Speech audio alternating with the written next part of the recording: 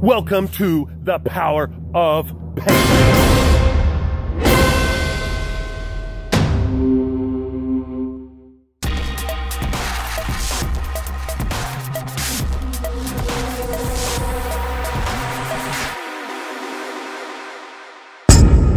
The streets are all alike. The buildings are all alike. The businesses all look alike. The reason for this being that most businessmen in this country are playing a game called Follow the Follower. You've inspired me. You know, Obviously, this is our thank you for you doing what you already did, because that was, we were very happy with that. I mean, that's publicity. Yeah. We don't publicize, we don't make advertisements. We feel our customers know us. Yeah. So you will not see us in a local newspaper, or Yeah. we don't do that stuff. Right. But our advertisement is our buildings, Yes. our Yes. corporate image. Mhm. That is how we advertise, and obviously word to mouth from the customers that we work with. Yeah. So that's the. Well, there's reason from the street view, from the curb, from the public. I knew it was an impressive company. Now I've been on the inside. I feel like there's nothing you didn't share with me. I mean, you have told me all sorts of stuff. I now grasp it. But innovation has now jumped to the front. Branding is amazing. Understanding your founder or your chairman. Yeah. All of that has just been. I was going to come and just comment on this, but this is going to have to be its own episode. No, it's fine. And it's fine. it's not a suck up episode. I'm not sucking up to you guys. No. It has nothing to do with that. It doesn't matter. I mean, I you have can an say what you want to say. You don't have to. Yeah, I don't. You're not telling me what to say. We don't need to tell you what to say. Exactly. We're not paying you. No. It's just, this is just. I to do this. have to tell how innovative you are. Yeah. Because the new designers and the new architects and the new imaginers and the new inventors that like to listen to me would not believe how innovative this is. And me getting to come on the inside, now I can go back to my world and say, guys, not only are they gorgeous from the street and what I can see, but from the inside, there's so much innovation, which I will go over in a whole episode. Like I said, not to suck up to you, but as an obligation to my audience. On the packaging, and we didn't go into detail, but the work that we put in there is just been, it's just been amazing. Well, you see there's value We to it. learn from that. It's more expensive. I think we probably build 30-40% more expensive than our competition. Yeah. But we're here to stay, right? A lot of our competition, they rent their warehouses, so that's where we feel we really get our advantage. Yeah. But then also our longevity, that's also where we get the advantage, right? And then if you buy the right equipment, you size it right, you do it right, it will pay itself back. Well, it might take a little bit longer, but one of the last stories you just shared with me, you had a contract for 8,000 pallets, turned into 32,000 pallets, right? So anybody wants their business to go from 8 to 32, filling them in pallets, boxes, paintings, houses. I would love to sell 8 houses or 32 houses. Yes. So that's from continuously doing it right for over 130 years? No, 165.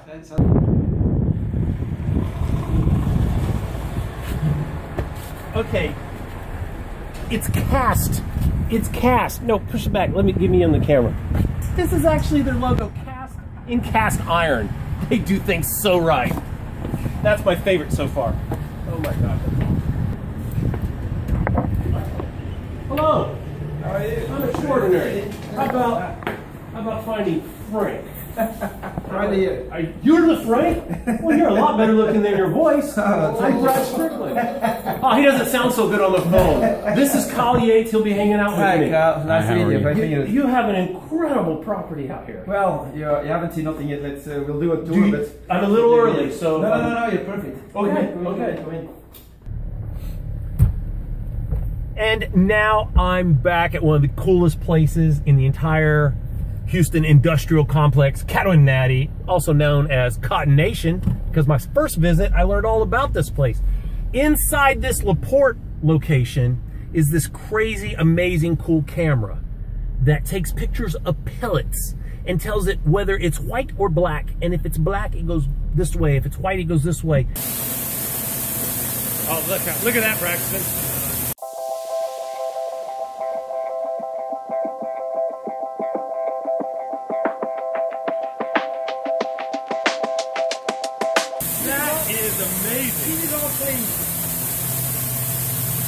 And it makes the product better as the product is being transported. So it's going from one place to the other, from a buyer to a seller, from a plant to another plant.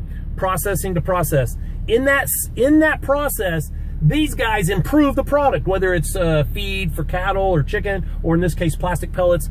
I can't wait to go in here, meeting up with Frank again, who's actually a really cool guy. Gave me t-shirts last time.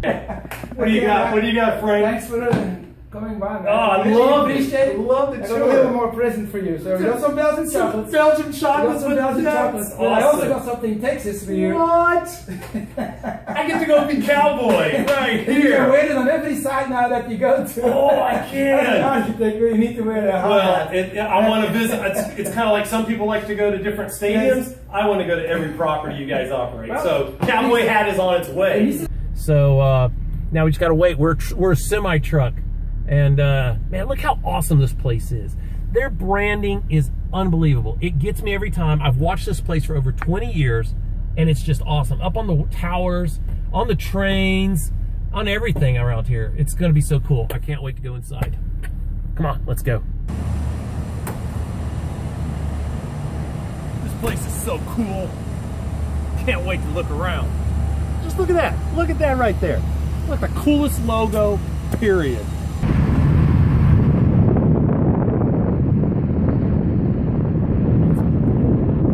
An open invitation if you ever want to go to that side. This is the mothership in Belgium. Wow. Where we made this, and we have another one side that's just like that in Belgium. So really? So to be quite honest, it's an open invitation. I would love to see the place one day. Yeah. Where the tilt that breakthrough happened. Doing here inside is the tilt container by gravity. Oh my. So you don't need to transfer it by pneumatics, by gravity. The product just falls into the bottom machine that you see there, and then that machine will actually package that product. So. Oh my gosh! So you can go from shipping container to package. Yeah, correct. Yeah, go. Please. I want to see that someday. Be open. I will. Invitation. I'll do it. Okay. Open invitation. Woo! Well then, yeehaw! Watch out, Belgium! Here I come. Are you able to get in? Okay. Yeah, I just had to pretend like I was a truck. I just pretend like I was a truck and I got in just fine. I just say. Yeah. And then one very interesting business unit is the business unit art. What? Is actually the owner is an art collector. No way. Yeah. So he started his own warehouse. Well, to say, we have a big museum in Antwerp. It was called the National Museum of Art, and that had to be renovated. Now they didn't know what to do with all the pieces in the museum, so he said, you know what? I'll build a warehouse for it. Climate controlled and temperature controlled, humidity controlled. Yes, perfect for art. Yes, international standards. Very familiar with this. And and then obviously he has some of his own collection that went in there. But then you have private collectors all over Europe who are now storing art with us in some of our. Okay, I like this dude even more. This dude just went up another level of cool. That's awesome. He also has been up.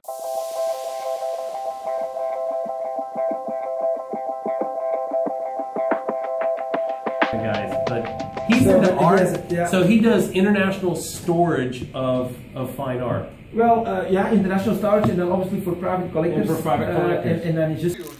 No, I do that. That's what I do. Yeah, say hi to the guys. Say hi. One-stop shop there at the production plant, and we do some forwarding. We don't do that here in the US. Obviously, port operations, the inbound transport. That's also what we do here. Storage and manipulation, the outbound transport. And then going to the customer. The building is full, so we'll probably go and see another building that is empty that we're building, so you get a bit perspective of. But I want to tell you is look at the support beams. Yeah. How many you see? I love it. You got two here, two there. Very few. What's the span on that? 90 and 120. Okay, I gotta brag about that. So building this size would never get away with just this few columns. Would you say this was 90? No, so it's 90 on 120. So the frame, so okay. 90 feet on 120 feet. Okay, this is a massive span.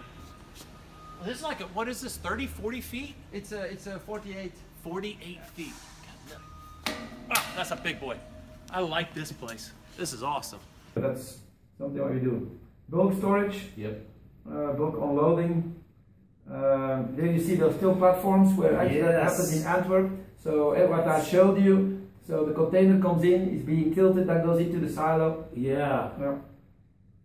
And then the packaging, so the product gets into a silo, and then we put it in. We can put it into anything you potentially can think of. A small bag, a big bag, a box. Right. Anything else. Straight from the silo. Yeah. Wow! That's awesome. How many robots you have on the top? Right now, only one. Just this one robot. Well, I like it. Does he have a name? You gotta give your robots a name.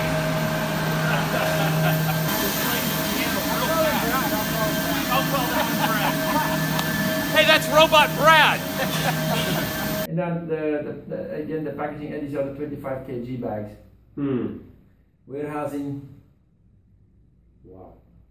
And bulk clothing. Silo cleaning. And now here we come where we say this is actually probably the biggest the biggest idea the company really did. The circle so that they know where to put their trash all the time. Yeah. Look at this. Look at this. On purpose, designed into the functionality of this building. Right there. No mistake. That's not where it belongs. This is where it belongs. It has a tag on it as well. And it has a tag on it. It just keeps getting better. My gosh, I'm glad you guys aren't in my industry. I'd lose. You guys do everything just spot on. So what was happening in Antwerp in the late 80s, early 90s, people would make plastics and they would package it, but they didn't know how they would sell it. So sometimes it would be in a bag, it had to go in a truck. Sometimes it was in a box, it had to go in the bag. Right. So always they were wasting enormous amounts of money because they would package it, but then they didn't know how it was going to be sold. It goes all over the country. So this is what you call the eagle's nest. So operational management is in there and they can see over the building. You can go and have a look in there if you want. Okay, sure. Yeah, I would. Hey Michael, For lunch. what is that? They just left for lunch. When will they be back? 30 minutes. 50 minutes. You got product to run, right? Say again? You got product to run, right? Oh yeah. So it gives you a good view It sure does. over. Holy cow. So Beautiful.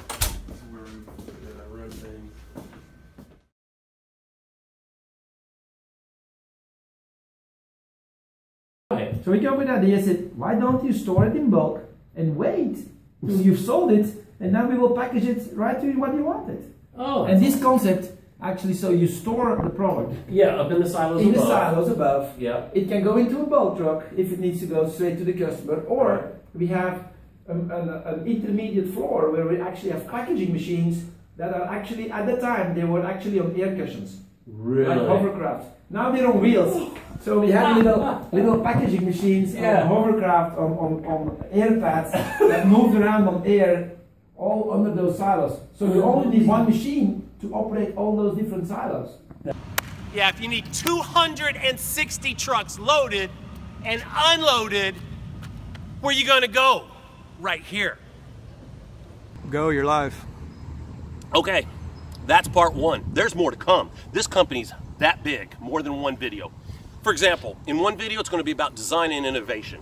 A company that hands a book like this to me after I've published everything, they hand this to me. This book, I didn't even talk about it because I just got it. This is a company that is innovative. It took years to produce this book. Innovative and design. Incredible. This is their art. This is from the museum right here. Let me tell you about this company. If you ask any of their competitors, the competitors would say, yeah, there's the industry standard. This is what we do. And then there's Katoen Natie, and this is what they do.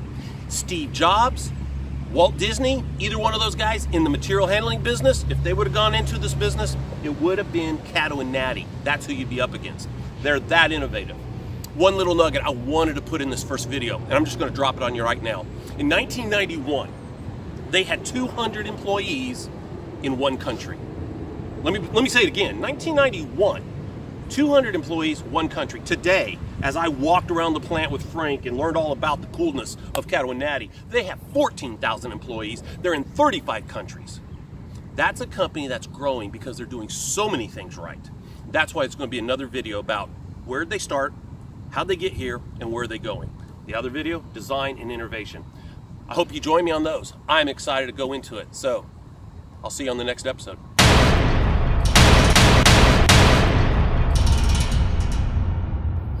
the owner. What's his? I mean, the owner's son. What's his name?